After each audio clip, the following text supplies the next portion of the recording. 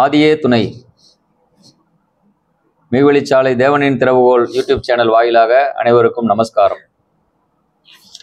மரணமில்லா பெருவாழ்வு அப்படிங்கிற நூலில் இருந்து அனந்தாய தேவர்கள் சரித்திரம் பார்த்து வரோம். இப்போ நம்ம பார்க்க போகிறது மெய்வழி வித்தாதி ஆனந்தர் அவர்களுடைய சரித்திரத்தில் இரண்டாவது பகுதி. முதல் பகுதியில் அவங்க சபையில் சேர்ந்தது வரைக்கும் இருக்கும், சேனலில் ஏற்கனவே வந்திருக்கும். இது ரெண்டாவது பகுதி.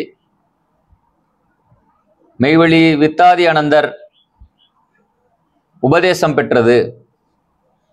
அடுத்த தை பிறந்த நாள் எனக்கும் வாழ்வு பிறந்தது.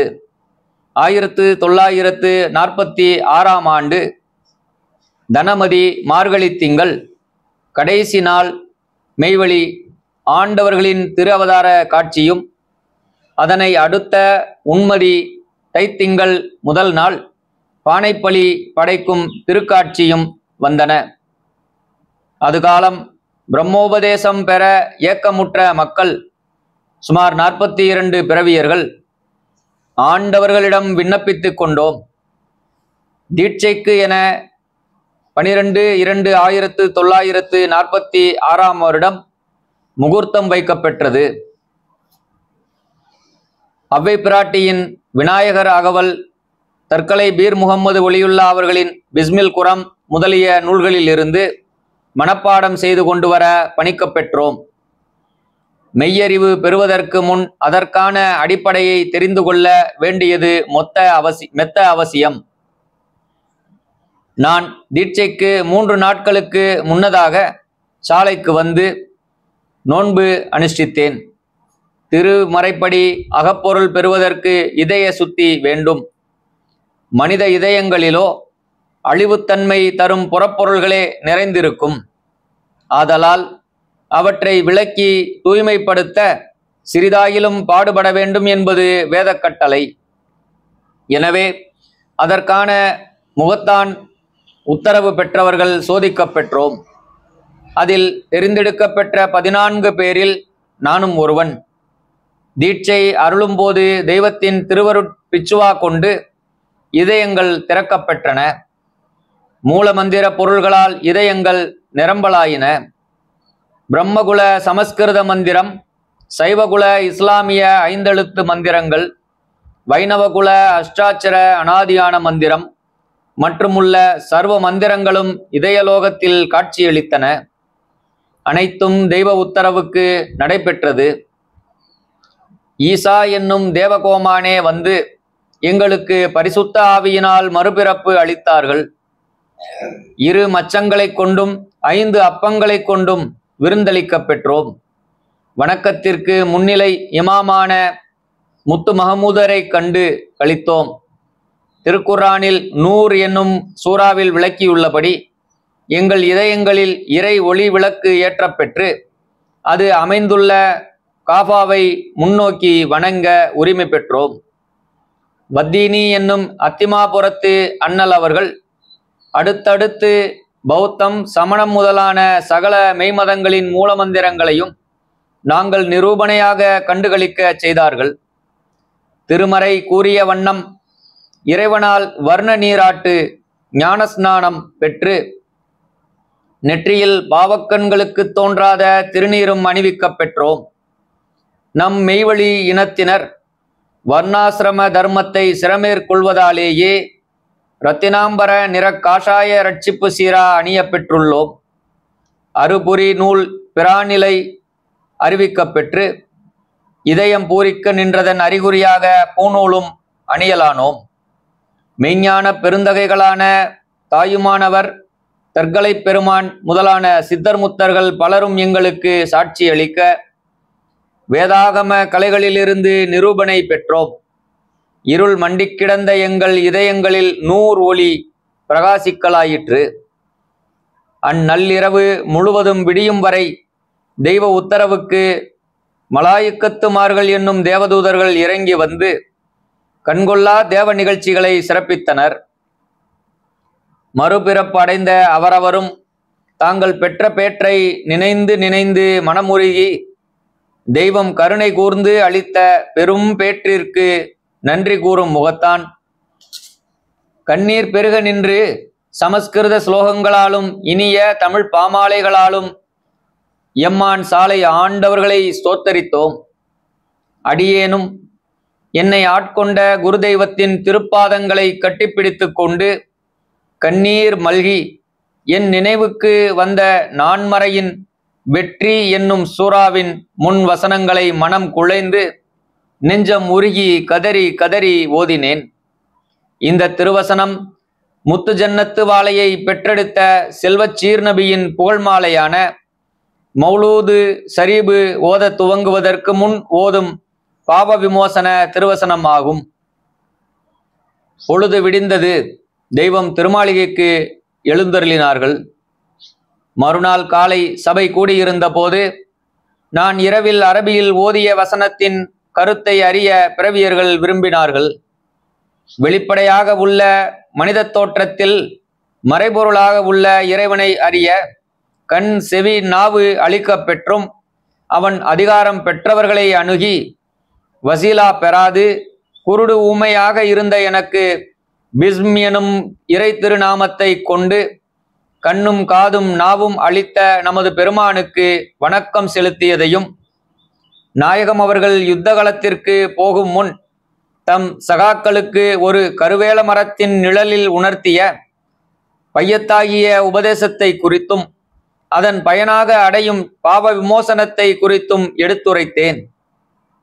அன்று மேலும் நான் அறிவூட்டல் பெறுவதற்கு ஒரு வாய்ப்பு கிடைத்தது. என்னுடன் உபதேசம் பெற்ற ஒரு முஸ்லிம் நண்பருக்கு சில விளக்கங்கள் தேவையாயின.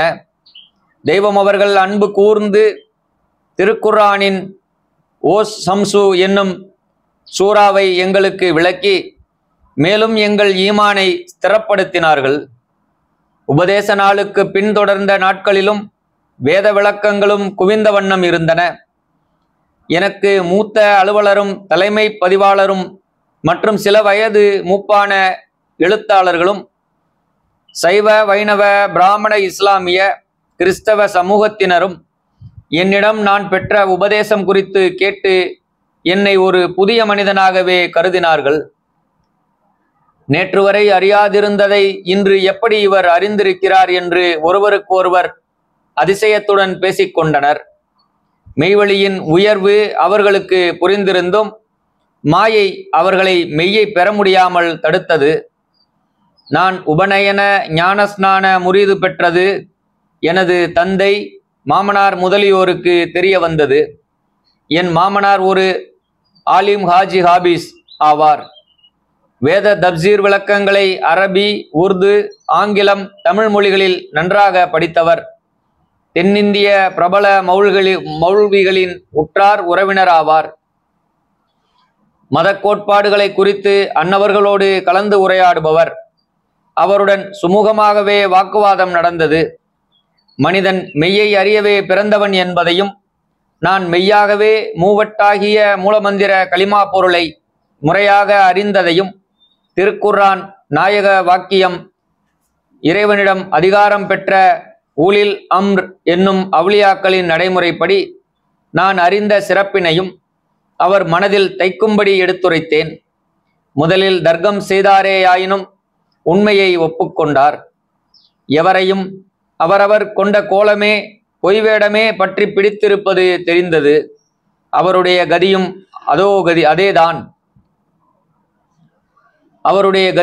அதேதான். வேறு யாரும் உங்களுக்கு கிடைக்கவில்லையா என்று கேட்டார். எனக்கு தெரிந்து இவ்வுலகில் இந்த மெஞ்ஞானம் வேறு எங்கும் இல்லை. உலகிற்கு சூரியன் ஒன்றுதான். அதேபோல் மனித இருளை போக்கி இறை வணக்கத்திற்குரிய விளக்கை ஏற்றி வைப்பவரும் ஒரு காலத்தில் ஒருவரே. தெய்வீக புருஷர்களுடைய சரித்திரம் இதை நன்கு உணர்த்துகிறதே என்று பதிலளிக்க அவர் மறுமொழி கூற முடியவில்லை. அடுத்து என் சிறு வயதில் எனக்கு திக்ரு ஜபம் சொல்லிக் கொடுத்தவரும் திருக்குர்ஆனின் பாதின்ம ஆனா அகமிய பொருள் விளக்க நூல் புதுஹாத்தூர் ரஹ்மானியா பி தப்சீர் கலாம் ரப்பானியா எனக்கு படிக்க கொடுத்தவருமான அப்புரானி ஹஜ்ரத் என்னிடம் வந்து பேசினார். அவரிடமும் நான் ஈமான் இஸ்லாத்தில் சுத்த சமரச சன்மார்க்கத்தில் அறிய வேண்டிய முதல் கடமையான களிமா பொருளை திட்டவட்டமாக அறிந்ததை முறையாக எடுத்துச் சொன்னேன். அவர் பெரிதும் பாராட்டி என் தகப்பனாரிடம் விளக்கி என்னை குறித்து குறை பேசாதிருக்கச் செய்தார். பிறகு நான் சேலம் சென்றிருந்தேன். அந்த ஊர் ஜாமியா மஸ்ஜித் இமாம் தேவ்பந்தில் ஓதி வந்த ஷாஜரத் என்னை சந்திக்க ஹஜரத் என்னை சந்திக்க எங்கள் வீடு தேடி வந்தார். மெய்வழியை பற்றி கேட்டார். எங்கள் சம்பாஷணை பல மணி நேரம் நடைபெற்றது. இவ்வளவையும் கேட்ட பிறகு எனக்கு வாய்த்த நற்பெயற்றை குறித்து பெரிதும் மகிழ்ச்சி அடைந்து என் தகப்பனாரின் கவலையை நீக்கினார். அடுத்து என்னை அவர் திருச்சியில் சந்தித்த போது பெருமிதத்தால் என்னை கட்டுப்பிடித்து கொண்டு உறவாடினார். இதை பார்த்தவர்கள் எல்லாம் மௌல்விசாப் என்ன அனந்தரிடம் இவ்வளவு பிரியமாக இருக்கிறார் என்று ஆச்சரியப்பட்டார்கள். பங்குனி திங்கள் ஆண்டவர்களின் பிறவானாட் பிறப்பு திருநாள் கொண்டாடினோம். அப்போது ஆதிமனு ஆதம் அழகி அவர்கள் சரியான நிலையில் நிற்பதற்கு இறைவன் அளித்த திருவடியை அறிவிக்கும் தீட்சைக்கு தகுதி உள்ளவர்கள் விண்ணப்பிக்க உத்தரவாயிற்று. இது எனக்கும் அளிக்கப்பெற்றது.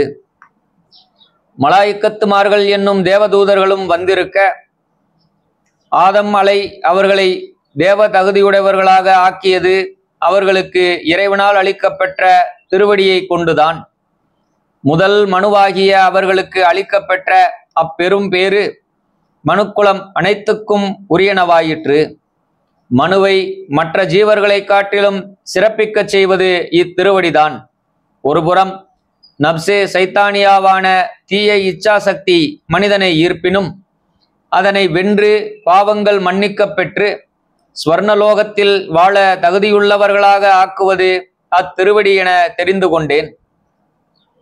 4ஆம் திருமறையான குரான் ஷரீபில் இதய கமலாசனம் என உன்னதமாக சிறப்பித்து கூறப்பெறும் யாசின் என்னும் சூறாவில் சொர்க்கவாசிகளின் ஒரு அனுபவம் கூறப்பெற்றிருப்பதை ஓதி ஆண்டவர்களை துதித்தேன்.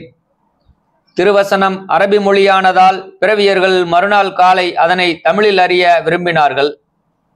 சொர்க்கலோகவாசிகள் தங்களுடைய தேவ கன்னிகளான துணைவிமார்களோடு ஊஞ்சலில் அமர்ந்து தலையணைகளில் சிரஞ்சேர்த்து ஆடி மகிழ்வார்கள். அப்போது அவர்களை படைத்து அருள்பாலிக்கும் இறைவனின் ஓசை அவர்கள் சாந்தி என்னும் சலாமத்தை அடைய ஒலிக்கப்பெறும் என்பதை எடுத்துரைத்தேன். அதுபோது மூத்த சகோதரர் சிலர் இதை குறித்து தர்க்கம் செய்யலாயினர். நாங்கள் உரையாடியவற்றை திருமாளிகையிலிருந்து கேட்டுக்கொண்டிருந்த தேவகோமான் அவர்கள் ஆலயத்தில் வந்து அமர்ந்தார்கள். நான் திருமறையின் திருவசனம் முற்றிலும் சரி பெறுவதற்கரிய அப்பெரும் பதவியை தாங்கள் வாரி வழங்கவும் தங்கள் மெய்வழி குல மக்கள் அதை பெற்றும் உள்ளார்கள் என்று ஆணித்தரமாக விளக்கி மகிழ்ந்தார்கள். வேதவசனங்கள் யாவும் படிப்படியாக விளங்குவதற்கு அடித்தளமாக அமைந்தது திருவடி தீட்சை. ஆதம் பாதம் அறிந்து தீட்சா நாமம் பெறல். மனிதனின் தலையாய கடமை வணக்கத்திற்குரிய இறைபொருள் அறிதல். இதற்கு முன்னோக்கும் தலைமை தலம் காபாவென்னும் இதே லோகம். இது நிறைவேறியதும் அங்கு நிலைத்து வணங்க ஊன்றுகோல் வேண்டும். அதுவே கதம் என்னும் ஆதமின் பாதம். சிராத்தல் முஸ்தகிம் என்னும் நேர்மையான பாதையில் வழி கூட்டவும் அதில் நிலைத்து நின்று வணங்கவும் தன் என்னும் இதயத்தில் அத்திருவடியை அறிய வேண்டியது தலையான கடமை. இதனைத்தான் ஆண்டவர்கள் ஆதம் பாதத்தை தன்னில் அறிந்து தொழவும் வேணும், அதல்லா தொழுகை அது ஆற்றில் கரைத்த புலி என வலியுறுத்தி கூறியுள்ளார்கள். இது அறிவிக்கப்பெற்றதும் எனக்கு உண்டான புத்துணர்வால் அனந்தர் பட்டத்துடன் என் சிரசில் தமிழ் நாமம் ஒன்று சூட்ட நம் தெய்வத்தந்தையிடத்தில் விண்ணப்பித்தேன். மூத்த சகோதரர்கள் இது என் குலத்தினரின் வெறுப்பை தூண்டும் என்பதால் தயங்கினர். ஆண்டவர்கள் அதை அவன் சமாளித்துக் கொள்வான் என்று சொல்லி என்னை கருணையுடன் நோக்கி, இன்று முதல் உன் நாமம் மெய்வழி வித்தாதி அனந்தர் என திருவாய் மலர்ந்து அருளினார்கள். என்னே என் குதூகலம்! என் பெயர் அரசாங்க கெஜெட்டில் பதிவாகியது. இது விஷயமாக நான் அலுவல் புரிந்த இலாக்காவின் தலைமை தளத்துடன் விவாதம் ஏற்பட்டது. முதலாவதாக மதம் குறித்து கேட்டதற்கு நான் என் மதம் சத்திய சுத்த சமரச சன்மார்க்கம் என உரிய ஆதாரங்களுடன் விளக்கி காட்டினேன். 2-3 கடித போக்குவரத்துக்கு பின் உத்தியோகஸ்தர் பட்டியலில் எந்த மதத்தில் எழுதுவது என்று கேள்வி. எனக்கு எம்மதத்தில் வைப்பினும் சம்மதம் என்னும் பதில் அளித்தேன். அதற்கு மேலும், நீர் முஸ்லீம் அல்லவா என்று என்னை கேட்டார்கள். ஆம், வேதவாயிலாக உணர்த்தப்பெறும் மெய்யான கருத்தின்படி நான் ஒரு முஸ்லிம்தான் என்று விடை பகர்ந்தேன். இரண்டாவதாக, அவரவர் மதத்தையொட்டி பெயருக்கு முன்பின் சேர்க்கப் பெற வேண்டிய கௌரவ சொற்களின்படி என் பெயருடன் சாஹிப் என்று சேர்க்கப்பெற்ற போது என் பெயருக்கு முன் மெய்வழி என்ற குலப்பெயர் மகுடமும் என் பெயருக்கு பின் அனந்தர் என்னும் பட்டமும் இருக்க இது அவசியமில்லை என்றேன். ஆனால் அது ஏற்கப்பெறவில்லை. மூன்றாவதாக, என் பெயரை ஆங்கில எழுத்துக்கள் கொண்டு எழுதி உச்சரிப்பதில் தவறு உண்டாவதால் என் கையெழுத்தை தமிழில் எழுத அனுமதி கோரினேன். ஏற்கப்பெறவில்லை. ஆனால் நான் சாலைக்கு குடிபதியாக ஏகிய சிறிது காலத்திற்குள் தமிழக அரசாங்கம் தமிழை ஆட்சி மொழியாக்கியதால் கையெழுத்து தமிழில் போட வாய்ப்பு கிடைத்தது. என் எண்ணமும் நிறைவேறியது. சமூகத்தில் பரபரப்பு. எனது தீட்சா நாமம் கெஜெட்டில் வெளிவந்ததும் முஸ்லிம் மதத்தில் சமூகத்தில் பரபரப்பு ஏற்பட்டது. மெய்யை மெய்யென அறிந்த நாம் திண்ணமாக மேவிடாவிடில் பொய்யையே மெய்யென்னும் புலையர்களும் புண்ணியராக காணப்படுவர் என்பதில் என்ன ஐயம்? என் மாமனார் அனந்தர் பெயர் சூட்டப்பெற்றதை செவியுற்றதும் விரைந்து வந்தார். எனது தாய்மாமன் ஒருவரும் கூட வந்தார். அந்நாளில் சுல்தானுல் வாயிதீன் உபன்யாச அரசர் என புகழ்பெற்ற முதியவரும் திருச்சியில் இருந்தார்.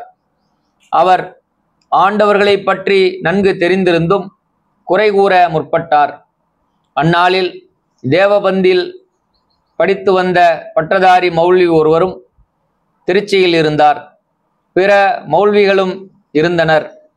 அனைவருடனும் கலந்து பேசிய பிறகு என் மாமனார் என்னிடம் வந்து விவாதித்தார். நான் சற்று கடுமையாகவே பேசினேன். நான் அவருடன் ஏற்கனவே பேசிய போது ஆண்டவர்களின் வருகையை பற்றியும் ஞானம் பெற வேண்டிய இன்றியமையாமையை குறித்தும் இதுகாலம் அகிலத்தில் எங்கும் யாரிடமும் இச்செயல் இல்லை என்பதை குறித்தும் விரிவாக பேசியிருக்கிறேன். இது சமயம் அவருக்கு முக்கியமாக உணர்த்தியது முன் தோன்றிய நாதாக்கள் கால இறை நடைமுறையை எடுத்துரைத்தேன். ஆதமலை முதலாக வந்த தீர்க்கதரிசியர்கள், மெஞ்ஞான குருமகான்கள் அவரவர்கள் அவ்வப்போது அடைந்த தகைமைக்கு தக்க மகுடங்களை பெற்றிருப்பதை வேத வாயிலாகவும் செம்மல்களின் திருவாக்கு வாயிலாகவும் நாம் அறிந்திருக்கிறோம். அதை மறுக்க முடியாது. நமக்கு மேலோர்களின் நாமங்களை வைப்பது அவர்களின் தத்துவத்தை நாம் அறிந்து கொள்வதற்காகவே. எனவேதான் எனக்கு அவ்வறிவு அறிவிக்கப்பெற்றதும் அதன் காரணகாரிய விளக்கமும் நாமம் பட்டம் ஆண்டவர்களால் மெய்வழி மகுடத்துடன் சூட்டப்பெற்றது என்று எடுத்துரைத்து அவர்களையும் ஒப்புக்கொள்ளச் செய்தேன். தவக்கோலம். 1947 சமரச வேத நாதாவின் மெய்வழி மக்களுக்கென சாலையம்பதியில் முறையான வணக்கம் எடுத்து வைக்கப்பெற்றது. அதில் பயனடைய வேண்டுமென்ற எண்ணத்தால் காலம் தாழ்த்தாது லீவ் போட்டுவிட்டு நான் சாலையம்பதியில் குடிபதியாக வந்துவிட்டேன். வேத வசனங்கள் தீர்க்க தரிசனங்கள் வந்து குவிந்த காலம் அது. அடியேனால் ஆன பணிகளை அது நேரம் சிரமேற்கொண்டு செய்து வந்தேன். சாலைக்கு வந்த பின்னர் நான் அனுப்பிய ராஜினாமா கடிதத்தை என் மேலதிகாரி என் மீதுள்ள பற்றுதலால் ஏற்கவில்லை. எனவே இடையில் பணியேற்று பின்னர் நீண்டகால மருத்துவ விடுப்பில் இருந்து பிறகே பணியிலிருந்து விடுதலை பெற்றேன். 1953 வரை சாலைவாசியாகவே இருந்தேன். என் தெய்வத்தந்தையின் பேரருளால் பல உபதேசங்களை தனித்தும் மற்றவர்களுடனும் கூடியும் சிரசினில் ஏற்றி வைக்கப்பெற்றேன். 1950 தவக்கோலத்தில் இருந்த தெய்வம் அவர்களின் உத்தரவுக்கு யுகத்தவ நோன்பு இருந்து அதனாலான பயனும் அடைந்தேன். தனித்தலைமை பதி தெய்வத்தின் ஜீவாமிர்த ஊட்டத்தால் ஜீவ சத்துருவினின்றும் தவறும் தலங்களிலிருந்தும் தப்பி நேர்வழியில் நடத்தப்பெற்று பெரும் பலனும் எய்தினேன். தொடர்ந்து தெய்வ கருணை கொண்டு பலன் அடைந்தும் வருகிறேன். அறியாதிருந்த என் சிறு பருவத்தில் வேதவசனங்களை அச்சமூட்டி எனக்கு ஒரு ஏக்கத்தை உண்டு பண்ணின.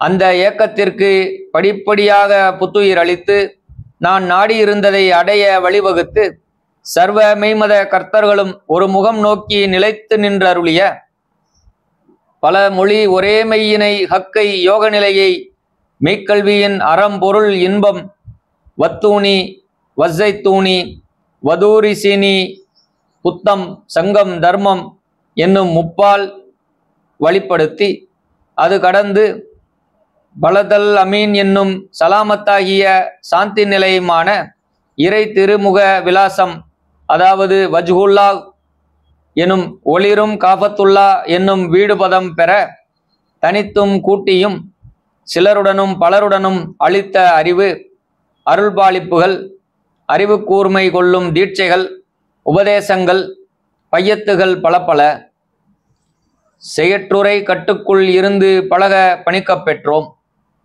ஜீவன்கள் மீது ஆடல் புரிவதை அறிய நேரம் காலம் இடம் யாவும் அறிவிக்கப் பெற்றோம். சரிகை என்னும் ஷரியத்தின் நடைமுறை ஈர்த்து சென்று கடமைகளின் இறுதி கட்டத்தில் எத்திசையில் இருப்பினும் ஒரே திசையான கிப்லா என்னும் குரு திசையை நோக்கி வலம் வர ஆணையிட்டு இப்பூமண்டலத்தில் மத சம்பந்தமாக எடுத்து வைக்கப்பட்டிருக்கும் அனைத்து ஆச்சார அனுஷ்டானத்திற்கான பொருள்களும் அறிவின் அறிகுறி சின்னங்களே என்று இடித்துரைத்த சபா மர்வாவை குறித்த மறைத்திருவசனம் எடுத்துணர்த்தியமைக்கு ஒப்பாக மெய்யாகவே அகத்தாலும் புறத்தாலும் வழிவகுத்து கொடுத்த இணை துணையில்லா மெய்வழி மார்கநாத பெருமானின் பெருமையை எடுத்து கூற 1000 நாவு படைத்த ஆதிசேஷனாலும் முடியாது. இது சத்தியம் சத்தியம். அடியேன் ஆதி தலைநாளில், அதாவது களிமா பொருள் உபதேசம் பெற்ற அந்நாளில் என் அறிவை ஈர்த்த பதவு வெற்றி என்னும் சூறாவின் முதல் வசன பலன் பூர்த்தி கைவரவு வந்தமைக்கு என் ஜீவன் மீது ஆணையாக சாட்சி பகர்கின்றேன். இறுதி வரையும் அடியேன் வலுவாதிருக்க என்னை ஆட்கொண்ட என் தெய்வத்திடத்தில் அடைக்கலம் காவற்பாடும் தேடுகின்றேன். ஞானக்குரத்தில் தீர்க்க தரிசனம். தெய்வத்தின் அருகாமையில் இருக்கும் போது உள்ள இன்ப அனுபவம் அப்பால் இருக்கும்போது குறைவே. நான் அஜபா அனுபவம் பெற்ற 6 ஆண்டுகளுக்கு பின் மேலும் சில பிறவியர்களுக்கு அஜபா தீட்சைக்கு முகூர்த்தம் வைக்கப்பெற்றது. தீட்சைக்கு முன் ஒரு நாள் வீட்டில் உள்ள ஞான நூல்களையும் இதர நூல்களையும் அடுக்கி கொண்டிருந்த போது என் கண்ணுக்கு சிறிது கிளிபட்ட ஒரு பழைய புத்தகம் தென்பட்டது. அது என் தம்பி மெய்வழி தாஜுத்தீன் மஹம்மதின் மனைவி மெய்வழி தாயிரா அவர்கள் வீட்டிலிருந்து கொண்டு வந்த மெய்ஞான செம்மல் தீர்க்கதரிசி தற்கொலை பீர் முகமது ஒலியுல்லா அவர்களின் ஞானக்குரம். அதை திறந்ததுமே ஆண்டவர்களை குறித்த தீர்க்க தரிசனங்கள் அதில் இருக்க கண்டு மட்டற்ற மகிழ்ச்சி ஏற்பட்டது. ஆண்டவர்களின் வருகையையும் ஞான செயல்களையும் அவர்கள் கைவரவு வந்த சன்னதங்கள் முதலானவைகளையும் விரிவாக கூறப்பட்டிருந்தது. பஞ்சபூதம் வஞ்சு பேரையும் பைய வந்து மிளக்கியே மெய்யில் வந்து வளைந்து கொண்டனை மேலும் வாவென அஞ்சியுன்னை வணங்கினேன் அபு சாலிகின்றருள் காதிரி அந்த நேர்மையில் ஆக்கினேன் அது தொந்தமானதும் யாகுவே. மூவட்டாகிய மூலமந்திரம் முன்னே சொன்னனன் நாவினன் அவ்வளாகிரு மகதுமாயொரு ஆண் பிள்ளை சிங்கம் ஆண்டவர் அம்பியாக்களின் முன்பதானவர் அன்று தந்த விலாசமே. திங்களொருகையும் சுருதியொருகையும் செங்கோல் சங்கு வளைகளும் தேனுமாவோடு பாலும் நீரமு தாக உண்டு கழித்தவா எங்கு நடமிடும் 2 பாதமில் ஒன்று உயர்த்தியே ஒன்றினால் எங்கும் ஒரு செவி டால் மிதித்தவா வெண்மணி குண ரத்னமே போன்ற வரிகள் என்னை மீண்டும் அஜபாவில் சேர்த்து கொள்ள இச்சையூட்டின. அதன்படி மீண்டும் அஜபாவில் சேர்த்து கொள்ள வேண்டினேன். உனக்கு ஆகியிருக்கே இப்ப ஏன் என தெய்வம் அவர்கள் கேட்டதற்கு, எனக்கு அனுபவம் இங்கே இருப்பது போல் அங்கே வெளியில் இல்லை என்றேன். அது அங்கே எப்படி இருக்கும், மீண்டும் சேர்ந்து கொள் என்று உத்தரவாயிற்று. என்னே அவர்கள் பேரருள். பெரிதும் என்பால் இரக்கம் கொண்டு செயலாற்றினார்கள். முன்பெல்லாம் நான் அனுபவிக்காத இன்பம் இப்போது அனுபவித்தேன். எனக்கு நெருங்கிய பழக்கமுள்ள ஒரு பாகவி மௌல்வி சம்சுதீன் சாஹிப் மெய்வழி சகோதரர், டாக்டர் தனகோடி நாயுடுவின் நண்பர், சேலத்தில் எனக்கு அடுத்த வீட்டுக்காரர். அவர் என்னிடம் சில சமயங்களில் மெய்வழியை பற்றியும் ஞான நடைமுறை என்னவென்றும் கேட்டிருக்கிறார். நான் அரபிச் சொல்படி காதினியா தரிகா என்றும் வல்லபம் கொண்டது என்றும் வேறு ஆன்மீக நடைமுறைகளையும் எடுத்து சொல்லியதுண்டு. தஞ்சை மாவட்டத்தில் பாகவி பட்டம் பெற்று மக்கா யாத்திரை சென்று வந்த ஒரு ஹாஜியாரிடம் சரிகத், ஹஜ்ஜு முதலியன மனிதன் மேலும் மேலும் அறிய வேண்டுவதை தூண்டும் அறிகுறி சடங்குகள் தானே என்று கூறி, அதற்கு ஆதாரமாக இறைவன் திருமறையில் சபா மர்வாவை குறித்து வெளியாக்கிய வசனத்தை சொன்னேன். அதை ஏற்றுக்கொண்டு அவர் மகரிபத்தாகிய உயர் ஞானம் பெற எல்லோராலும் முடியாது, ஆகவே சரியத்தையே போதுமாக்கி கொள்ளுகிறார்கள் என்று சொன்னார். ஒரு சமயம் திருச்சி பேகம் மஸ்ஜிதில் தப்லிக் மௌலானா என்று கூறப்பெறுபவர் வந்திருந்த போது அவர்களிடம் நான் பேசியதின் சாரம், மூமின் என்னும் தெய்வ நம்பிக்கையுடையவன் மீது 6 நிபந்தனைகள் விதிக்கப்பட்டிருக்கின்றன. முதல் விதி, கலிமா என்னும் பிரணவ மூலமந்திரத்தை கல்பு என்னும் இதயம் கொண்டு மெய்யாகவே அறிந்து நாவினால் இக்பார் அதாவது உறுதிமொழி கூற வேண்டும். இவ்வாறே மற்ற 4 கடமைகளையும் மனத்தால் அறிந்து வாக்கால் பொருளின் இயல்பை காட்டும் அஸ்மா என்றும் காரணப்பெயரால் நாவார கூறி அறிகுறி செயலை செய்ய வேண்டும். சரிகை நடைமுறைகள் பலவற்றிற்கும் இந்நிபந்தனைகளே பொருந்தும். எனக்கு வாய்த்த ஷெய்குகளின் ஷேகாகிய மகரிஷி மார்க்கநாதரிடம் இவ்வனைத்தையும் அடைந்து வருகிறேன். இவ்வகமிய செயலுடைய வேறு ஒருவர் குருவாக உலகில் இப்போது இல்லை என்று திடமாக உணர்த்தினேன். ஒரு சமயம் ஆண்டவர்கள் அவதாரம் செய்த மார்க்கம்பட்டிக்கு சென்றிருந்தோம். அங்கே தேவ்பந்தில் ஓதி பட்டம் பெற்ற ஆலிம் ஒருவர் எங்களுக்கு அறிமுகமாகினார்கள். அவர் நம் சின்னங்களையும் அவை குறிக்கும் சொற்களையும் ஏற்பதாக எனக்கு தோன்றவில்லை. ஆகவே நான் அவரிடம் குத்பு சமான், அக்காலத்து யுகவான் என போற்றப்பெறும் தற்கலை பெரியோர்களை குறித்து மௌல்வியின் எண்ணம் என்னவென்று கேட்டேன். அதற்கு அவர்கள் ஒரு மெய்ஞானிதான் என்றார். அடுத்து நான் அவர்கள் ஞானக்குரத்தில் கூறி வரும் சங்கு சக்கரம் முதலியவை குறித்த செய்யுள்களை சொல்லவே அதனை ஒப்புக்கொண்டார். வேறு பல மௌல்விகள், மஷாயிக்குமார்கள், பீர் முரீதில் நம்பிக்கையுடையவர்களிடம் பேசியுள்ளேன்.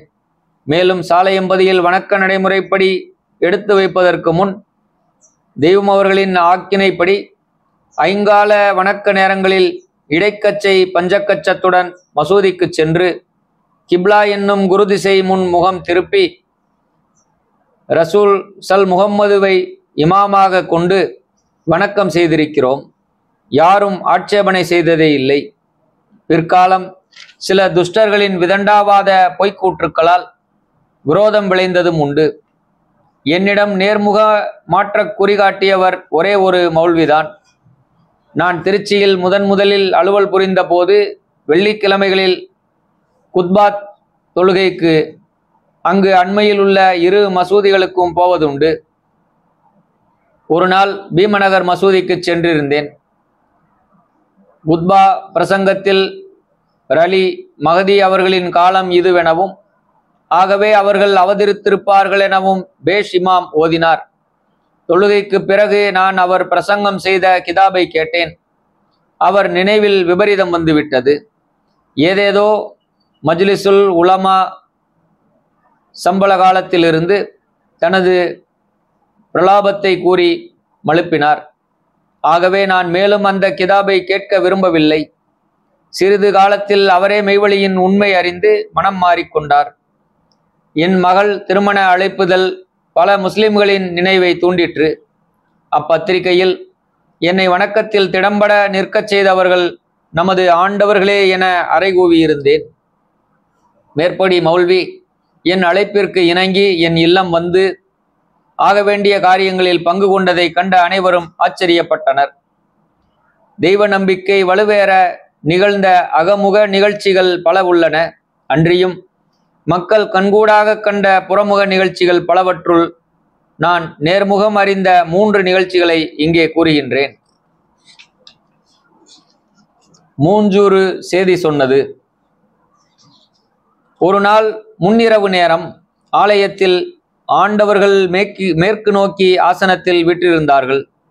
நாங்கள் அரை பிற வடிவமாக ஆண்டவர்களுக்கு முன்னே அமர்ந்திருந்தோம். வெளிச்சத்திற்கு பெரிய லாந்தர் ஒன்று வைக்கப்பட்டிருந்தது. ஒரு மூஞ்சூறு இடைவெளியில் நுழைந்து ஆண்டவர்கள் முன் வந்தது. ஏதோ குச் என சத்தமிட்டது. சாலமன் தீர்க்கதரிசி அவர்கள் சகல ஜீவராசிகளின் பாஷையை அறிந்தவர்கள் என்று படித்திருக்கிறேன். இப்போது அதனை நிதர்சனமாக கண்டேன். அம்மூஞ்சூரின் குரலை கேட்டதும் ஆண்டவர்கள், ஆலயத்தின் வடமேற்கு மூலையில் ஒரு நாகம் படுத்திருக்கிறதென்று அது சொல்லுது. விளக்கை எடுத்துக்கொண்டு போய் அதை அடி என்று சொன்னார்கள். சிலர் தடியுடன் எழுந்து சென்று அங்கே சுருண்டு கிடந்த ஒரு கருநாகத்தை அடித்து தூக்கி கொண்டு வந்தார்கள். ஆண்டவர்கள் சகல ஜீவர்கள் மீதும் ஆட்சியுடையவர்கள் என்று அது நேரம் வெளியாயிற்று. என்னே அதிசயம்! மாண்டார் மீண்டது. பிறவியர் மெய்வழி மணாள அனந்தர் சென்னை அரசாங்க அச்சகத்தில் சூப்பர்வைசராக இருந்தவர். சாலையில் எனக்கு அடுத்த விடுதியில் வாழ்ந்தார். அவருக்கு காலில் முள் தைத்திருந்தது. அதற்கு கள்ளிப்பால் கொண்டு வர அவர் மனைவி மெய்வழி மலையரசி அனந்தகி விடுதிக்கு பின்புறம் வளர்ந்திருந்த கள்ளிச்செடி அண்டை போனார்கள். பாம்பு பாம்பு என்று அவர் கூவியது கேட்டது. அடுத்து சப்தமில்லை. அவர் வராததால் அங்கு போய் பார்த்தோம். செடியண்டை கருநாகம் இருந்தது. அதை கொன்றோம்.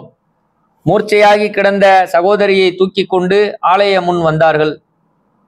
உடலில் உணர்ச்சி இல்லை, மூச்சும் இல்லை. விஷம் தலைக்கேறிவிட்டது. உயிர் திரும்புவதாக தெரியவில்லை. இந்நிலையில் ஆண்டவர்கள் மலையரசி என்று தொனி கொடுக்க உடனே உயிர் பெற்று கண் விழித்து எழுந்து கொண்டார். வணக்க நேரம் வரவே சகோதரியை மூலமந்திரம் சொல்லிக் கொண்டிருக்க உத்தரவு செய்தார்கள். இது ஐம்புல உணர்ச்சிகள் அற்ற நிலையில் உயிரை மீட்டித்தந்த சம்பவமாகும். ஒரு நாள் குருமகால தவநேரம் ஆண்டவர்கள் தவமாளிகையில் இருக்கும்போது மெய்வழி முகமது காசிம் அனந்தரின் மகள் மைமூனா பீவி சாலை விடுதி ஒன்றில் ஜீவப்பிரயாணமாகிவிட்டாள். ஆண்டவர்கள் தவத்திலிருந்து திருமாளிகைக்கு எழுந்தருளிய பின் செய்தி கேட்டு நேராக மைமூன் பீவி அடக்கமாகி படுத்திருந்த விடுதிக்கு வந்து அவள் முகத்தை பார்த்து மைமூன் என்று அழைத்தார்கள். உடனே மைமூன் பீவி உயிர் பெற்று கண் விழித்து ஆண்டவர்களை பார்த்தாள். சிறிது பால் அருந்த கொடுக்கச் சொன்னார்கள். அதை அருந்திய பின் சரி, அடக்கமாகிக்கொள் என்று உத்தரவிட்டார்கள். இறுதி நீதி தீர்ப்பு நாளில் மாண்ட மனுவனைத்தும் மண்ணிலிருந்து ஆண்டவர்களின் ஒலி கேட்டு எழுவார்கள் என்றதை சாலைவாசிகள் கண்டு கண்ணீர் மல்க நின்றோம். வரலாற்று முடிப்பு. இளமையில் நான்மறை அரசின் நடைமுறையை பேணி வந்த போது ஓதி வந்த அகமிய சொற்களுக்கு பொருளறிய அவா கொண்டேன். பொருள் தருவார் கிடைக்கவில்லை. மரண அச்சமும் அதை நீக்க நல்ல மருந்தும் தேடி கிடைக்காத கவலையும் என் மனைவியின் அகால மரணமும் எல்லாம் கூடி என் ஜீவனை வாட்டின. தேடி தேடொனா தேவனை அணுகினேன். அவர்கள் என்மேல் இரக்கம் கொண்டார்கள். வேத நீதி முறைப்படி பிஸ்ம் என்னும் திருநாம திருவசனம் கொண்டு அருள்பாலிக்க துவங்கினார்கள். மேலும் முதலாக இறைவனானவன் மனுக்குலத்தின் ஆதித்தந்தை ஆதமலை அவர்களுக்கு அஸ்மரக்கல் என்னும் அரும்பொருள்களின் நாமங்களை அறிவித்தபடி அடியேனும் ஆண்டவர்களால் அறிவிக்கப் பெற்றேன். திருக்களிமா பொருளின் தரிசனை என் கல்பகத்தில் வாய்த்தது. ஆதி முகம்மூதாளுடன் மூலமந்திரங்கள் யாவும் சாட்சிக்கு காட்சிக்கு வந்தன. ஈமானை முஜம்மில் உரைத்தபடி விசுவாசிக்கும் முதற்படி இதுவே. அதன் மேல் ஆதித்தந்தை ஆதம் அவர்கள் இறை நம்பிக்கையில் ஊன்றி நிற்க தேவன் அளித்த திருவடி தீட்சையாகிய சிபத்துக்களான வித்யா தத்துவ அமானித பொருள்கள் தரிசனையாகின்ற மெஹராஜின் வாயிற்படிக்கு கொண்டு நிறுத்தப் பெற்றேன். அது தொடர்ந்து ஆதம்பாதத்தை தன்னில் அறிந்து தொழவும் வேணும். அஃதல்லா தொழுகையது ஆற்றில் கரைத்த புலி என்னும் உண்மையை படிப்படியாக அறிய பெற்றேன். வேதம் விளங்க துவங்கிய அது முதலே சன்மார்க்க முஸ்லீம் ஆகுவதற்கு இறைவன் வகுத்த நீத நெறிமுறை இதுவே என திட்டமாக அறிய பெற்றேன். தேவநாட்டு ஐயர் சாலை ஆண்டவர்களின் திருவசனங்களான தன் தன் மதத்தில் தவறாது இருத்தி பெரும்பத களிமா பொருளது எண்ணில் இருநில மாந்தர் எவர்குலம் எனினும் இருந்ததன்படியே இருந்தனுபவிக்கும் வாய்ப்பு கிட்டியது. ஈமான் பூர்த்தியாகியது. ஈமானின் 6 நிலைகளும் சித்திக்கச் செய்த பேற்றினை இச்சிறியனால் சொல்லி முடிவதோ? பஹரா என்னும் சூறாவின் ஆரம்பத்தில் அறிவுறுத்தியபடி அலிப்லாமீமை அறிந்தவர்கள் எல்லா காலத்தும் இறைவனால் இறக்கித் தந்த மெய்ச்சுவடிகளில் நன்னம்பிக்கை கொண்டு இறைவனின் ஹிதாயத் என்னும் நேர்வழி கூட்டப்பெற்று வெற்றியும் பெறுவர் என்பது அடியேன் தெளிந்த உண்மை. அறியாமையால் ஞானச் செம்மல்களுக்கு இடையில் வித்தியாசம் பேசாதிருக்க இறைவன் அவனது மலாயிக்கத்துமார்கள் நீதி என்னும் பொருளான மனுக்குலம் சாபக்கேட்டுக்கு ஆளாகாமல் தப்பிப்பிழைக்க ஏற்படுத்தி வைத்துள்ள பாவத்தடை பிரசாதம் பெற்றேன். அணுவை துளைத்து 7 கடலை புகுத்தும் மெய்வழி தெய்வத்தின் அளக்கரும் நற்கருணை செயல்கள் அனந்த கோடிகளுக்கு நான் என்ன கைமாறு செய்வேன்? சுருக்கி கூற வேண்டுமானால் எல்லா மெய்மதங்களும் கூவி கூவி பாடிப்பாடிய எம்மதங்களுக்கும் சம்மதமான தௌஹீது என்னும் ஏகநாயக ஒரு மெய்ப்பாட்டினை அடியேனுக்கு ஈசா என்னும் தேவ ஆவி மெய்வழி ஆண்டவர்களாக திருமேனி தாங்கி வந்து எனக்கு அளித்த அருட்கொடையை என்னை தூளத்தில் ஈன்ற தாய் மெய்வழி ராபியா அம்மா எப்போதும் பாடி வந்த ஞானச் செய்யுள் மூலம் கூறி முடிக்கின்றேன். 4 முழமான கோட்டைக்குள்ளே நல்ல மக்காவை கட்டி வைத்து 100 விளக்கையும் ஏற்றி வைத்து துய்ய ரஹ்மானை தொழுது கொண்டு சுருட்டு கல்பிலே ஊனி பார்த்தால் உதரத் ரப்புடைய சப்தம் கேட்கும். இவை சாட்சி கூறும். இவ்வடியேன் பெற்ற தெய்வ சீரோங்கும் பெரும் செல்வம் நீடூழி வாழ தங்களுடைய அடைக்கலம் ஆண்டவர்களே, தங்களுடைய அமானிதம் ஆண்டவர்களே. இவ்வாறாக மெய்வழி வித்தாதி அனந்தர் அவர்களுடைய சரிதம் நிறைவு பெறுகிறது. அனைவருக்கும் நமஸ்காரம்.